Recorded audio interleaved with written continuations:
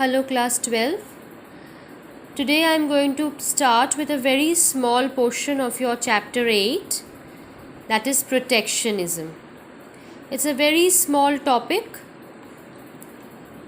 We must know what is protectionism at first. This is the action which is taken by the government to restrict international trade.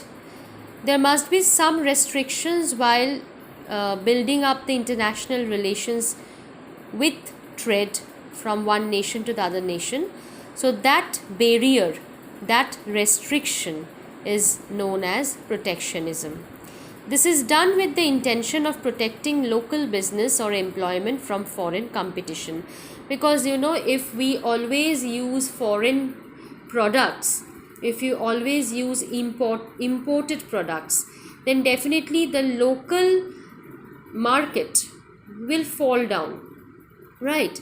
And the local market will not get that profit. They will run through loss if the customers don't depend upon the local materials, local products.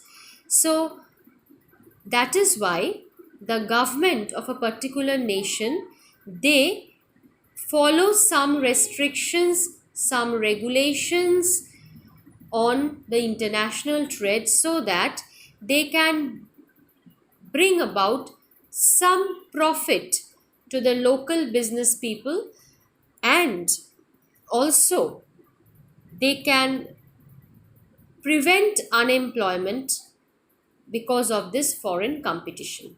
Now, what are the methods of protectionism? They are import tariffs. Tariffs means the taxes, quotas, subsidies, and tax benefits. So these are certain things which are adopted by the government in order to restrict the international trade relations. Proposals to restrict imports from countries which do not reduce greenhouse gases emission are a form of protectionism. This causes decreased world trade.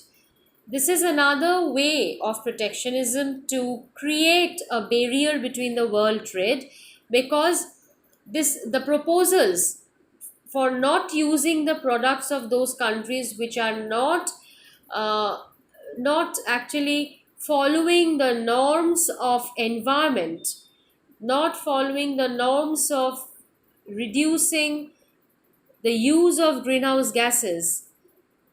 When those countries' products are restricted to other country, then that is also a form of protectionism, and that delays or decreases the world trade.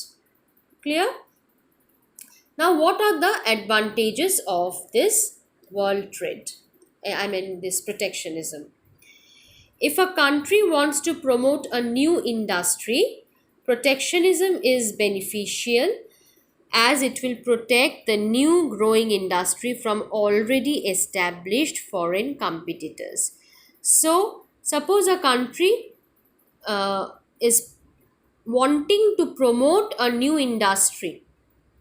So, protectionism is beneficial for them as it will protect that new growing industry, that new growing company from already established foreign competitors, because they will apply some of the restrictions, and that particular country can promote their new local industry rather than the foreign competitors.